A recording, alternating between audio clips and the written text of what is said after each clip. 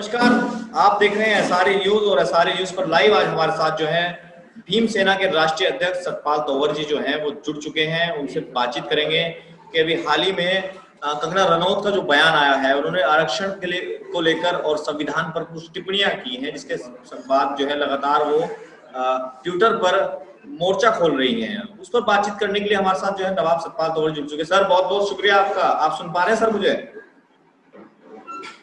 मनीष जी बिल्कुल सुन पा रहे हैं आपको। बहुत बहुत धन्यवाद आपका और एसआरए न्यूज के सभी दर्शकों को मेरी तरफ से क्रांतिकारी जय भीम, जय भारत, नीला सलाम, जय संविधान। सतपाल जी क्या कहेंगे इस पर? आप जो ये जिस तरह का ये बयान उन्होंने दिया है आरक्षण को लेकर और संविधान पर जो टिप्पणी की गई है, किस हद तक देखते हैं आप इसको, ये बताइए सर। कंगना रनावत एक मोहरा है जिसको बीजेपी सरकार सामने लाकर ये दर्शाने की कोशिश कर रही है कि संविधान को ये बदलेंगे। संविधान के ऊपर तरह तरह के सवाल उठा करके संविधान के ऊपर ये एक बहस स्टार्ट करना चाहते हैं कि किसी तरह से संविधान पर बहस हो, आरक्षण पर बहस हो। तो ये इनका एक पब्लिकली स्टंट है और कंगना रनावत का एक कह सकते हैं पब्लिसिटी स्टंट भी हो सकता है। लेकिन संविधान पर इस तरह से अगर वो लोग टिप्पणी करेंगे और हम खामोश बैठ जाएं, ऐसा तो कदापि नहीं हो सकता। हम लोगों ने चूड़ियां नहीं पहन रखी है, कंगना रनावत हो या अन्य कोई भी व्यक्ति हो, अगर संविधान का कोई भी अपमान करेगा तो कानून के दायरे में वो अपराध है और देशद्रोह का अपराध है। इस बारे में हमने शिकायत की है, गुड़गांव में मामला कराया है हमने, जिस पर हम पूरी तरह से कानूनी कार्रवाई है और बहुत जल्दी जिसका रिजल्ट मिलने वाला है। जी सतपाल जी, आपने देशद्रोह का मुकदमा दर्ज किया है, कराया है कंगना रनावत के खिलाफ जो है, कहां तक प्रोसेसिंग उसकी कहां तक पहुंची है अभी तक, ये बताइए इसमें। अभी पुलिस मामले की जांच कर रही है और जिसका ट्विटर से भी रिप्लाई मांगा गया है। पुलिस मामले की बड़ी संगीनता से जांच कर रही है और बहुत जल्दी इसका रिजल्ट मिलेगा। पुलिस की प्रोसेसिंग बहुत हाई लेवल के ऑफिसर्स जो है वो कर रहे हैं, दो थानों से इंक्वायरी चल रही है और इसको बहुत जल्दी वो है एसआईटी के हाथ में भी ये रिपोर्ट सौंपी जा सकती है कि हाँ क्या हुआ इसमें क्या नहीं हुआ, क्योंकि मामला एक बॉलीवुड अभिनेत्री से जुड़ा हुआ है। तो इस बारे में भी पुलिस बड़े अच्छे से सोच समझ कर कानूनी पहलुओं को ध्यान में रख रही है। तो मैं आपको बता दूं, इसमें prevention of insult to national honours act है जो कि देशद्रोह का अपराध इसमें आता है। सेक्शन 2 में ये मुकदमा बनता है और जो हमने कराया है इसमें, इसके अलावा की भावना की बात होती है। देखिए देश के 135 करोड़ लोग हैं और सबसे बड़ी सवाल तो ये उठता है कि क्या बहुजनों ने ही जिम्मेदारी ले रखी है संविधान की रक्षा करने की? क्या 135 करोड़ जनता है वो चुपचाप कैसे खामोश बैठी हुई है? कैसे इस तरह के लोगों को जातिवादी मानसिकता वाली एक औरत आती है, एक नाचने वाली कोई औरत आती है और उसमें कुछ भी बोल देती है और लोग खामोश होकर देखते हैं। जी ये बड़ा सोचने का विषय है कि वो बहुत बड़ी विडंबना है देश के सामने। जी, तो पहले भी इस तरह के बयानबाजी जो है लगातार जो है संविधान के ऊपर किए गए हैं, बाबा साहब अम्बेडकर के ऊपर किए गए हैं। जैसे अभी कुछ समय पहले एक बाबा आए थे जो बाबा साहब अम्बेडकर के विचारों को आतंकवाद कह रहे थे, और अभी ये कंगना रनौत जैसी एक महिला है ये भी सामने आई है। तो ये इस तरह का बयानबाजी करके आखिरकार ये बहुजनों को किस दिशा की ओर ले जाना चाहते हैं सतपाल जी? देखिए आरएसएस को अभी 100 साल पूरे हो जाएंगे जी। आरएसएस ने इस जमीन को तैयार करने के लिए पूरे 100 साल लगाए हैं। मैं आपको बता दूं, हमारे बहुजन समाज के लोग सुबह 8 बजे, 7 बजे, 9 बजे जब बिस्तर में अंगड़ाइयां तोड़ते हैं, उस वक्त में आरएसएस की मीटिंग्स चल रही होती है पार्कों के अंदर जी। पार्क्स में बहुजन आरएसएस के लोगों की मीटिंग चल रही होती है। वो सारा तैयार करने में हम कह सकते हैं कि उनका चल रहा होता है, वो सारा हिंदुत्व पर चलता है और इन्होंने उसको तैयार करने में पूरे 95 ईयर्स लगाए हैं।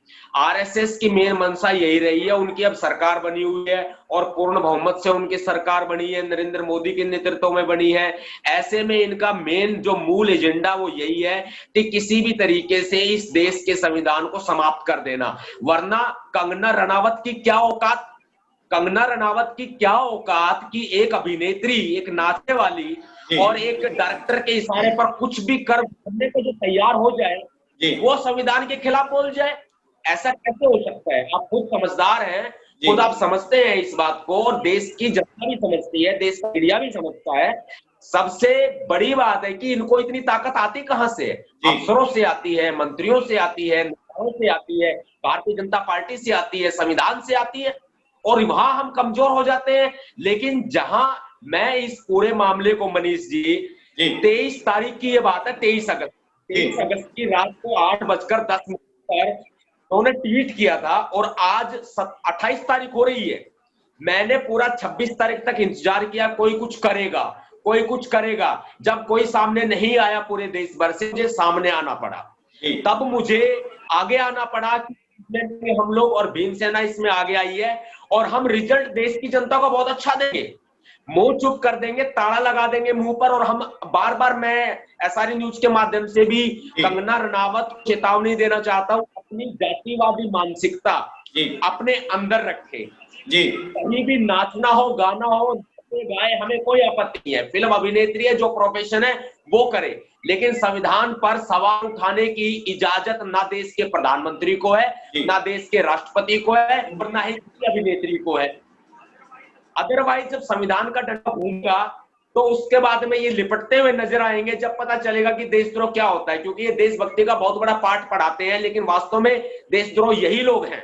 जी, तो अब आप इसे किस तरीके से, कब तक इस पर कार्रवाई होगी, और कार्रवाई अगर नहीं हुई तो आपका अगला स्टेप जो है क्या रहेगा सतपाल जी? देखिए, कार्रवाई होगी, इसमें कोई दो राय नहीं है। कार्रवाई नहीं होती है बीजेपी की सरकार में, तो अगला स्टेप मैं करूंगा। मैं बताऊंगा नहीं, क्योंकि मैं करने में विश्वास रखता हूं, उससे पहले बताना मुझे नहीं लगता ठीक है। और ये बात आप भी मुझे पर्सनली अच्छे से समझते हैं, और हमारे बहुजन समाज के जो हमारे साथी है भीम सैनिक, वो भी इस बारे में समझते हैं कि हम कोई काम या तो हाथ में लेते नहीं, अगर काम कोई हाथ में ले लिया तो फिर उसको पूरा करे बिना छोड़ते नहीं। चाहे वो कितने भी बड़े लेवल पे है, चाहे उसकी कितनी बड़ी पहचान, चाहे नरेंद्र मोदी से वो दिन में 10 बार मिलके हाथ मिलाती है, चाहे वो किस तरह की उसकी सिचुएशन है। क्योंकि इनका जो सिस्टम, जो इनका नजरिया है, वो पूरे तरह से ये है कि ये लोग रात में कुछ और होते हैं और दिन में कुछ और होते हैं। आप समझते हैं, समझदार है। कुछ साल पहले 2016 में जिसने चमार जाति पर गलत बोला था, चमार जाति को गाली दी बड़े स्टेज से, बिल्कुल, आज उस रागनी को कोई गा के दिखा, किसी की माँ ने दूध पिलाया हो तो, बिल्कुल, हाई कोर्ट से बैन करवाया, मैंने शब्दों को हाई कोर्ट से बैन करवाया, हमने पूरी कानूनी लड़ाई लड़ी और जीती। आज भी गुड़गांव कोर्ट में सपना चौधरी का केस चल रहा है, स्टेट ऑफ हरियाणा की सपना चौधरी, आज भी केस चल रहा है। लेकिन अब भी ये, अगर इस तरह की घटनाएं लगातार होती रहेंगी, अब संविधान पे सवाल उठा दिए, समाज जाति पे सवाल उठाए थे, इस तरह की जब घटनाएं अगर देश में होती रहेंगी, लेकिन हम इस देश को की तरफ नहीं। जी, माफ कीजिएगा, थोड़ा सा नेटवर्क थोड़ा सा सतपाल जी कट रहा है आपका, थोड़ा सा नेटवर्क आपकी ओर से थोड़ा सा कट रहा है सतपाल जी, सुन पा रहे हैं आप मुझे? तमाम इस तरह के, हाँ मैं सुन पा रहा हूँ। जी जी जी, अरे मेरी जो तमाम इस तरह के लोग हैं जो जातिवादी मानसिकता रखते हैं, कंगना रनावत है, इन लोगों को ताकत इन्हीं नेताओं से आती है, इन्हीं बीजेपी के मंत्रियों से आती है। लेकिन मैं मानता हूं भीम सैनिक सबसे बड़े राजा हैं। भीम सैनिक सबसे बड़े राजा है, भीम सैनिकों से बड़ा कोई राजा नहीं है। क्योंकि बाबा साहब डॉक्टर अंबेडकर जी ने हमें सर चलना सिखाया है।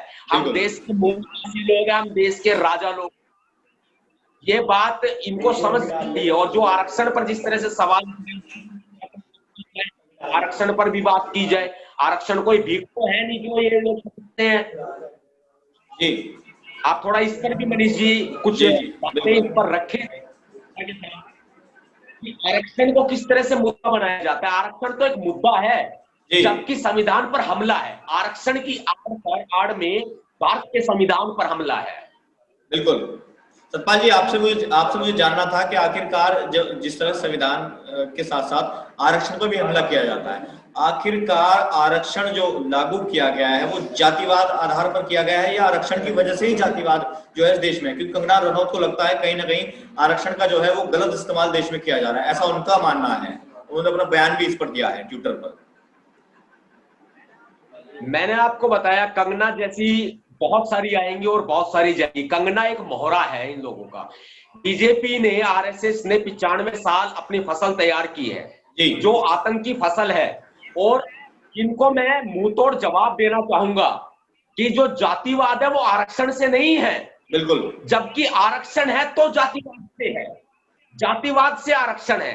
आरक्षण है, ये पूना तक का वादा है। गांधी की जान बची थी, बाबा साहब डॉक्टर अंबेडकर जी ने बचाई थी।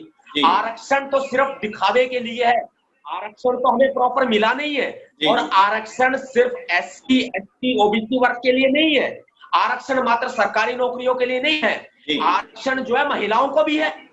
ये बात तो कंगना रनावत को भी नहीं भूलनी चाहिए। जब वो पैर की जूती हुआ करती थी मनुस्मृति के राज में आजादी से पहले, और आज आजादी के बाद भी किस तरह के हालात है कि औरत को पैर की जूती बनाकर रखा जाता है।